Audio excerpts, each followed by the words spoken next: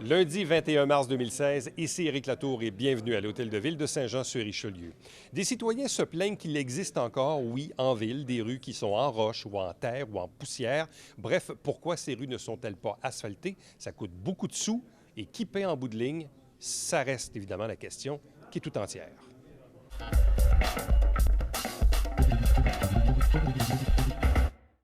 Depuis 2 ans, le parrainage civique du Haut-Richelieu a à cœur de réaliser un projet par année mettant en valeur la solidarité des organismes et des membres de la communauté joannaise.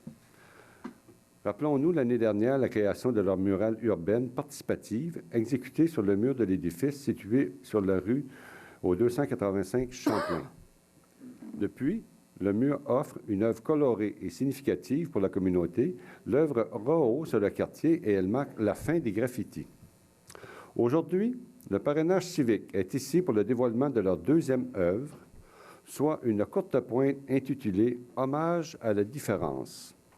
Cette œuvre symbolise le changement de l'organisme quant à l'agrandissement de sa clientèle œuvrant maintenant pour les personnes ayant une déficience intellectuelle, une déficience physique, un trouble du spectre de l'autisme ou un problème de santé mentale, mais elle soutient aussi le travail et la coopération de plusieurs organismes œuvrant eux aussi pour les personnes marginalisées pour leur différence de capacité ou de santé.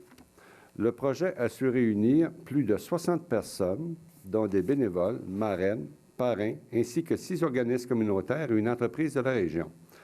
La courte pointe représente la solidarité par l'intégration de plusieurs organismes de la région, l'entraide par l'apprentissage des techniques de création et l'intégration des citoyens dans la communauté. Alors, j'inviterai la directrice générale de l'organisme, Mme Jocelyne Fredette.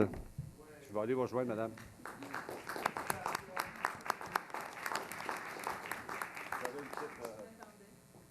Alors, merci, Monsieur le maire suppléant. Bonsoir, Mesdames, Messieurs les conseillers. Merci de nous faire l'honneur de nous dévoiler la courte pointe, qui est un hommage à la différence. Je remercie les gens d'être là. Ce sont des personnes qui ont contribué à l'œuvre.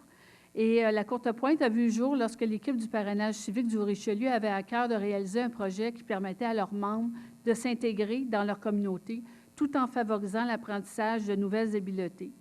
Et le désir de regrouper d'autres organismes en faisant participer leurs membres avec leurs réalités et leurs problématiques à la création de cette grande œuvre-là. C'est donc 5 organismes avec nous 6 qui ont accepté de s'impliquer, d'impliquer leurs membres à la confection de plusieurs petits carreaux. C'est un projet qui a pris plus de 5 mois à réaliser et représente plus de 350 heures de travail. Nous sommes heureux de vous présenter ce soir la courte pointe « Hommage à la différence ». Chacun des membres des organismes ont su innover en participant à la création de son petit carré sans égard à cette différence, à sa réalité ou à sa problématique. Ensuite, l'artiste a su donner vie à l'œuvre en rassemblant les carreaux sans aucune différence. Le parrainage civique est heureux de vous présenter l'œuvre qui a rassemblé tant de gens avec chacun leur réalité, leurs différences, que ce soit pour vivre avec une déficience intellectuelle, que ce soit pour une déficience physique, une problématique en santé mentale ou le trouble du spectre de l'autisme. Ce qui est exceptionnel d'avoir pu rassembler toutes ces réalités-là ensemble. Et je tiens à remercier l'artiste, Mme Carole Ferrer, les collaborateurs à la création, les membres de chacun des organismes. J'aimerais prendre le temps de les nommer. Le Centre d'action bénévole d'Iberville et de la région, présent ici ce soir, M. Boulet et Mme Demers. L'Envol du Haut-Richelieu, Mme Francine Pilon, présidente du conseil d'administration. Le projet Intégration Autismopolis, la coordonnatrice, Mme Claudine Gamache. L'Association canadienne pour la santé mentale, filiale du Haut-Richelieu, qui se nomme maintenant la Santé mentale Québec Haut-Richelieu. La directrice, Mme Diane Saint-Germain. Partenaire, la Ville de Saint-Jean-sur-Richelieu, merci. Monsieur le maire Michel Fecteau, député fédéral Saint-Jean, Monsieur Jean Rioux, représenté ce soir par Monsieur Roger Couture. Partenaire financier, sans ça, ce n'est pas réalisable. Alors, le Centre d'action bénévole d'Iberville et de la région, le Centre de partage communautaire Joannais, le Village des valeurs, ici présent Mme Stéphanie Malenfant et M. Jean Vizina, le député provincial, député provincial Saint-Jean, Dave Turcotte. Ici présent, Mme Diane Godin, pour le représenter. Député provincial d'Iberville, Mme Claire Sanson. Et le support Fondation en la déficience intellectuelle. Cela nous rappelle la différence. Cela, c'est nous qui décidons de la faire ou non. Vous pouvez faire la différence en vous impliquant dans ces projets. Nous vous souhaitons une belle assemblée et merci d'être présent pour les personnes qui en ont besoin. Merci.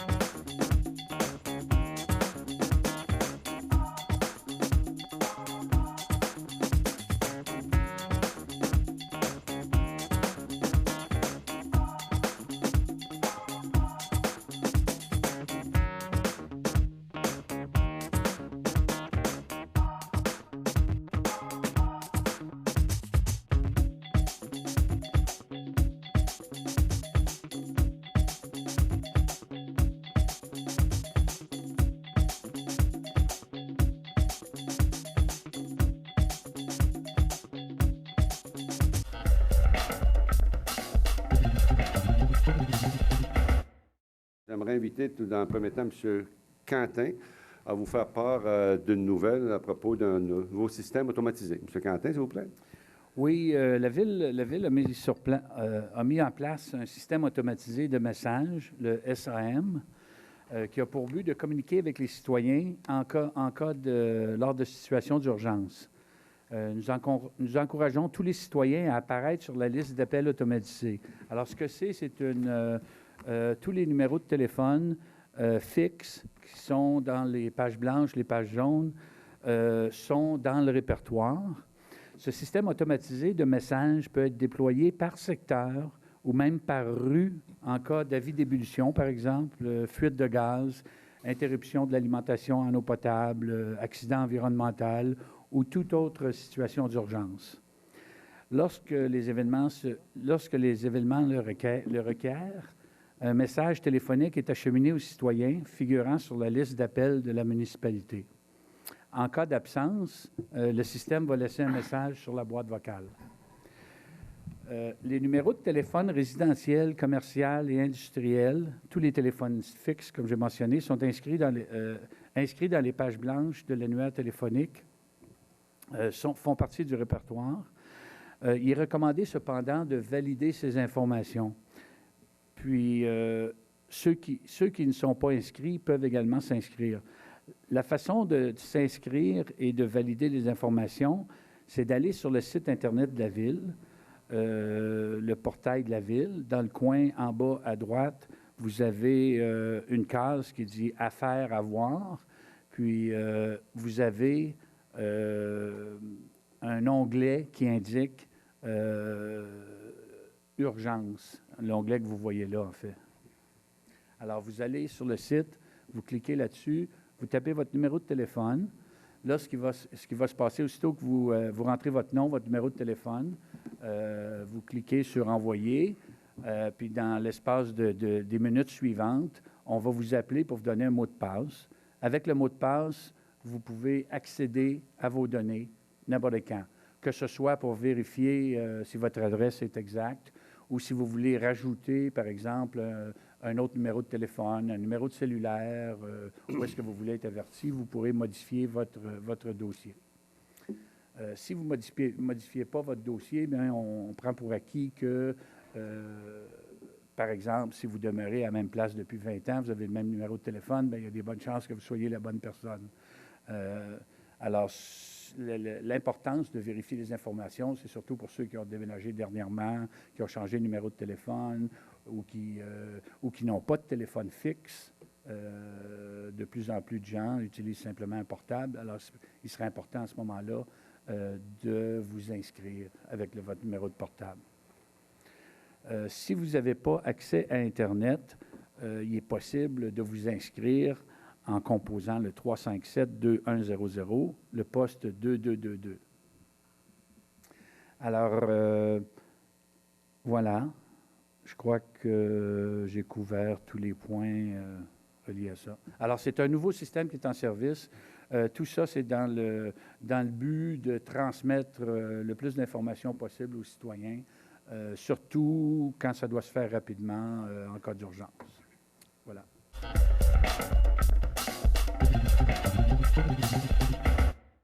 Juste pour annoncer que Saint-Jean-sur-Richelieu, le sculpteur de renom Roger Langevin a été sélectionné pour la réalisation d'une sculpture monumentale commandée par la ville de Saint-Jean-sur-Richelieu à la mémoire de Félix-Gabriel Marchand. Cette sculpture de 11 pieds de hauteur, qui représente le 11e premier ministre du Québec, debout tenant un exemplaire du journal Le Canada français. Elle sera exécutée en un type de composite nommé Rizilis, un matériau non dégradable qui rivalise en beauté et en durabilité avec les matériaux nobles tels que le bronze, l'acier et l'aluminium. La livraison de l'œuvre est prévue pour septembre 2016. Celle-ci sera située près du premier bureau du notaire Félix-Gabriel Marchand, à l'angle des rues Saint-Jacques et Jacques-Cartier-Nord, donc juste ici à côté. La ville de Saint-Jean était extrêmement fière d'accueillir une œuvre de Roger Langevin, considéré comme un chef de file de l'art monumental au Québec, à Saint-Jean-sur-Richelieu. Cette sculpture honorera le nom de Félix-Gabriel Marchand, homme politique et homme de lettres, dont les engagements multiples ont contribué à l'héritage culturel et au développement de notre ville et du Québec.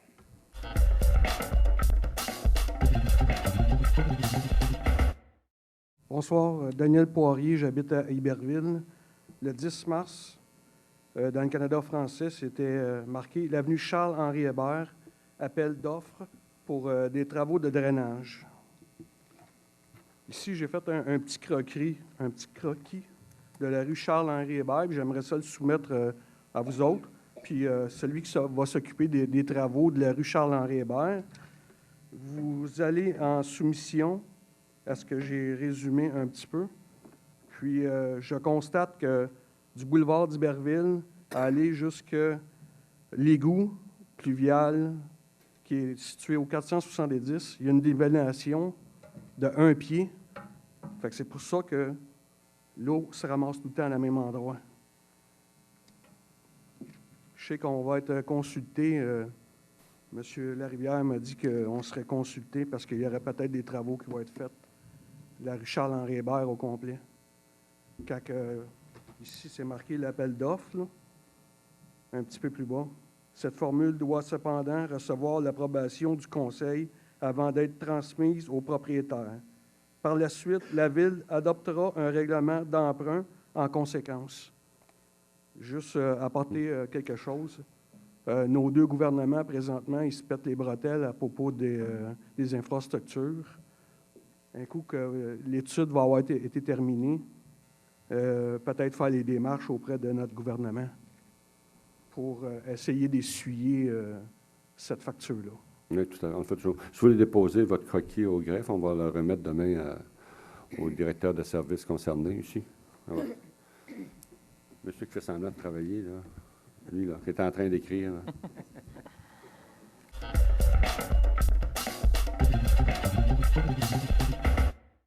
Oui, monsieur, vous vous identifiez? Oui, je suis Yves Chagnon, je suis de la même rue. Je voudrais savoir, la facture qui est envoyée aux riverains, c'est-tu toujours le même pourcentage? C'est un standard à travers toute la ville? À tous les travaux d'infrastructure, le même pourcentage est envoyé à tous les riverains? Après ma part, je devrais vous dire que non. Ça dépend toujours des subventions, des travaux, des bassins versants. Il y a un paquet d'interventions qui arrivent là-dedans, puis ça ne peut pas être un pourcentage fixe historique tout le temps, non. Ça fait pas bien 1950, ça, des bouts d'asphalte. Il me semble qu'on a un budget, puis il me semble que vous devriez prioriser quelle rue qu'il y a à faire, puis quand il y a à faire, vous la faites, puis ceux qui sont moins prioritaires, ils attendent l'autre année, puis c'est tout, là. Non, mais ça dépend des interventions. Quand on parle d'asphaltage, c'est exactement comme ça qu'on procède. À travers la ville, on a fait un relevé, une cartographie de toutes nos rues, et celles qui sont identifiées en rouge, mais c'est celle qu'on va asphalter en priorité. C'est pareil pour les travaux d'infrastructure. Et à chaque année, nos services nous font des recommandations. Ça va arriver incessamment dans une semaine ou deux. Ils vont nous faire un rapport au niveau du conseil municipal. Ensuite de ça, on va prendre une décision ici en public. C'est comme ça que ça fonctionne en vertu, justement, des endroits qui sont identifiés, priorité rouge, donc intervenir rapidement. Puis les autres déboulent d'année en année. On a un plan d'action comme ça sur plusieurs années, selon les budgets disponibles. OK, puis une fois les étapes faites, je suppose que, mais vous sachiez ce qu'ils veulent faire, ils vont informer les citoyens, Oui. il va y avoir une réunion quelque part avec le conseiller ou quelqu'un Le conseiller est connaissait- toujours au courant parce qu'il est partie prenante à cette décision-là. Donc, le conseiller est toujours au courant et on fait toujours une publication, un avis pour mentionner les rues qui vont faire sujet des travaux au cours de la saison estivale ou à l'automne. M. Berthelot, Oui, monsieur. permettez-vous, J'en prie, M. Baudin. merci. Pour compléter là, votre questionnement, tous les résidents de la rue Charles-Henri Hébert vont recevoir une lettre qui leur est adressée personnellement, disant, dans votre cas, monsieur, vous êtes propriétaire du 570 Charles-Henri Hébert, les coûts estimés pour réaliser les travaux face à chez vous sont estimés à X montant de dollars. Et le partage de coûts entre les riverains, la grande ville, puis le bassin, vont être à l'intérieur même de cette lettre-là. OK. Puis après ça, Ben, écoutez, en fait, mais y dans a-t-il plusieurs, comment je pourrais dire ça, sortes de rues que vous faites? Parce que si on passe à travers la ville de Saint-Jean, il y en a qui ont 2 trottoirs chaque côté avec une belle rue. Il y en a qui ont 2 bordures. Il y en a qui ont une rue d'asphalte avec 2 accotements de garnottes. Il y en a toutes les flavors, là. Oui. Fait que, à vous, quand vous envoyez ça, à vous, plusieurs choses. Dites, ça coûte tant. Si vous voulez ça, ça coûte tant. Puis ça coûte tant. Ou, si j'ai bien compris votre question, le modèle de rue qu'on va vous proposer, vous allez avoir le coût au mètre linéaire devant chez vous pour faire la rue telle que les plans et devis avaient été faits à l'époque, OK. en 2013, si ma mémoire est fidèle. C'est possible. Vous avez déjà payé pour ça? J'ai déjà payé pour ça. Pour les plans et devis. Ça ne coûtera pas cher, ça, on a Non, déjà ça ne payé. coûte pas cher les plans et devis. c'est Merci. bon. Merci, bonne plaisir. soirée.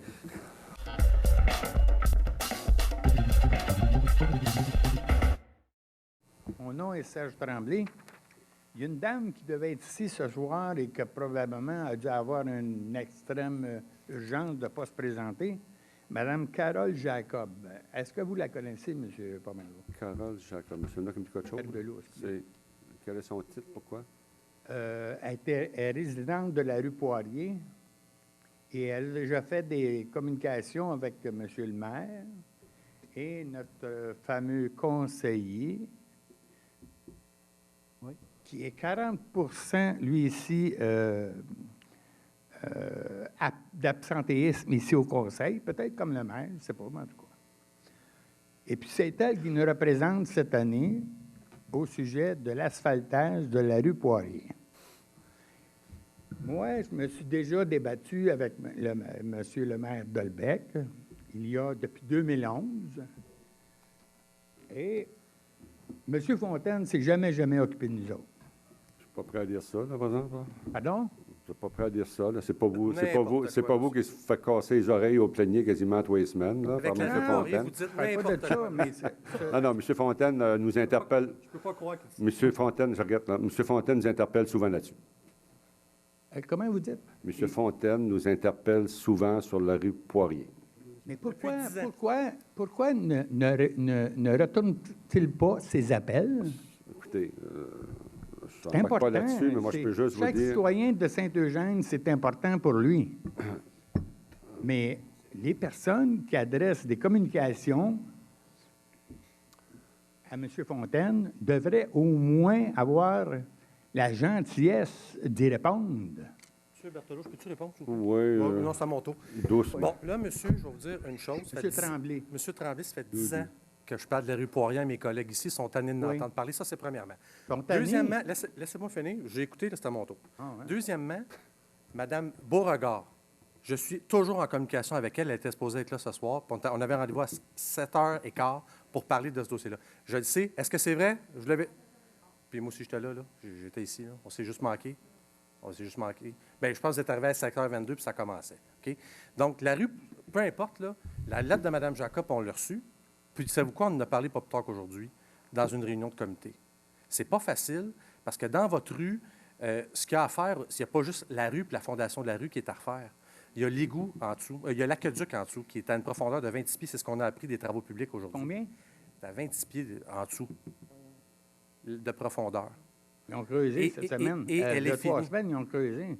J'étais là. Et elle est finie, soit dit en passant, à plus de 80 donc il faut la changer. Il n'y a rien de facile dans ce dossier-là. Absolument rien. Puis je ne vous oublie pas, mais on est 12 autour de la table, puis il y a des coûts importants pour la Ville. Il y en a pour vous aussi. Mais je vais vous dire juste une chose, M. Tremblay. Oui. Si vous avez une attitude comme ça, elle ne se fera pas la rue. Parce que si vous vous décidez ça comme ça, M. Fontaine. si vous m'interpellez... Hey, c'est épouvantable, ça. Si vous M. Berthelot, est-ce que vous trouvez ça...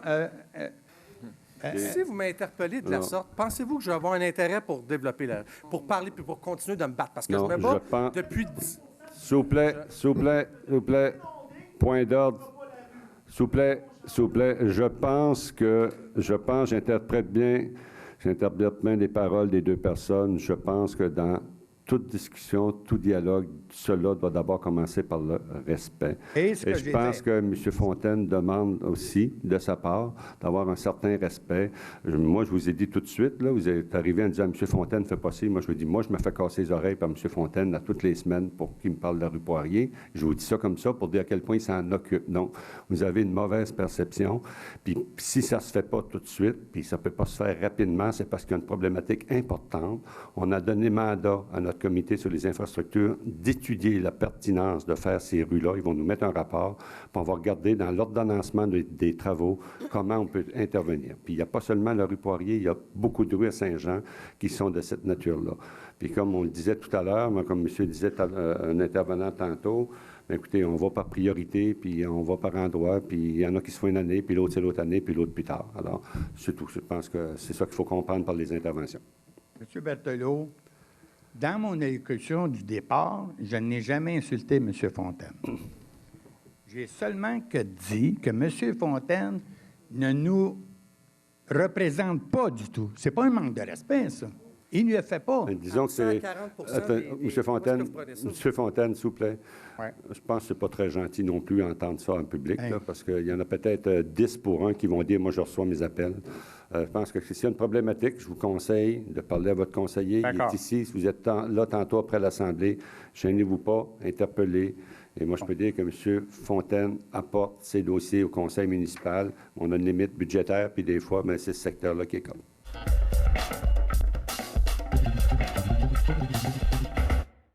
J'aimerais revenir sur un point entre équité et égalité. Parce que des fois, on soulève le fait que c'est pas équitable de payer de l'asphalte, un exemple, pour des gens qui n'ont pas... Moi, je vais y aller avec le mot « égalité ». Est-ce que c'est égal pour quelqu'un qui a payé sa fondation, qui se promène puis qui a de la boue jusqu'aux genoux parce que la fondation est plus bonne? La question dans ma tête, c'est non.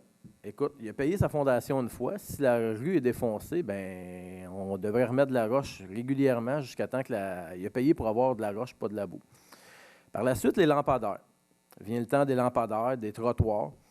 Puis la fondation, même des rues qui ont été asphaltées, est-ce que parce que la rue elle a été asphaltée une fois, que sa fondation est bonne? Souvent, on entend que la fondation était plus bonne, mais c'est quand même la Ville qui repaie pour l'ensemble de la fondation.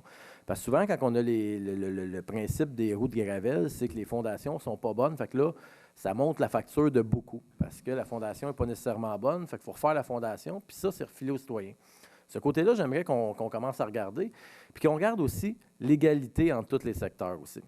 Oui, je ne dis pas qu'il y a des affaires, mais je dis c'est que toute pièce, il y a un amortissement qu'on appelle. Tu achètes un laboratoire, il y a un amortissement. Après tant d'années, il est fini. M. Blais, vous l'avez soulevé, puis c'était vraiment un point que je voulais amener. Le lampadaire, après tant d'années, il est fini. Est-ce qu'une fois que tu l'as payé à vie? Je pense que quand il y a eu la fusion, tout le monde était de bonne foi, mais peut-être qu'il faudrait vérifier un peu le côté, puis le côté égalité puis équité, pour qu'on vienne à avoir une ville qui soit égale, non pas équitaire, mais égale envers tous les citoyens quand ils reçoivent le compte de taxes. Que les gens, que des fois qui demandent X de l'asphalte, qu'il y en a d'autres qui veulent X, je vais dire, des passerelles, des boisés, des jeux d'eau, la demande n'est pas pareille partout. Puis les secteurs, ce n'est pas partout les mêmes demandes, mais il faut arriver à avoir une égalité entre les secteurs, parce que le compte de taxes, on arrive à une égalité entre tous les comptes de taxes. Vous comprendrez, quand on arrive dans mes quartiers, puis je le répète depuis plusieurs fois, puis encore, écoute, c'est pas carrossable présentement dans les rues de Gravel. Bon, j'ai demandé, le grader est après passé présentement, mais est-ce que c'est satisfaisant? Ben non. Présentement, quand j'ai passé, ben tu ne te promènes pas avec des souliers propres dans la rue parce que tu peux avoir des calvettes qui vont jusqu'à 4, 5, 6 pouces de profond. Ça défait les autos. Je voyais dans les réclamations un paquet de réclamations pour des nids de poules. J'aimerais savoir aussi jusqu'à quel point que la ville est responsable quand il y a des nids de poules. Parce que je voyais dans les réclamations tantôt qu'on avait plusieurs réclamations. Si un moment donné, on vient être responsable aussi des calvettes qu'il y a dans les rues de Gravel, bien, il va falloir faire quelque chose pour trouver, oui, ça ne sera peut-être pas équitable, mais ça va être égal pour l'ensemble des citoyens. Puis j'ai pas de misère non plus, là, je ne veux pas me lancer dans un débat de quartier, parce que j'ai pas de misère à payer un lampadaire quand il y en a besoin d'un dans un autre quartier, là. Mais j'aimerais que la ville vienne à avoir une ensemble d'asphalte partout. Ce n'est pas des gros vœux, là. C'est mon vœu pour la prochaine année, là.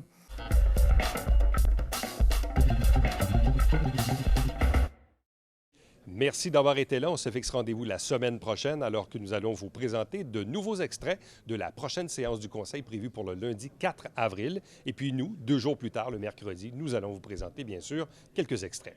Ici Éric Latour à l'Hôtel de Ville de Saint-Jean-sur-Richelieu. Entre-temps, pour me joindre par courriel, Éric Latour en un mot, à commercial tvhr9.com.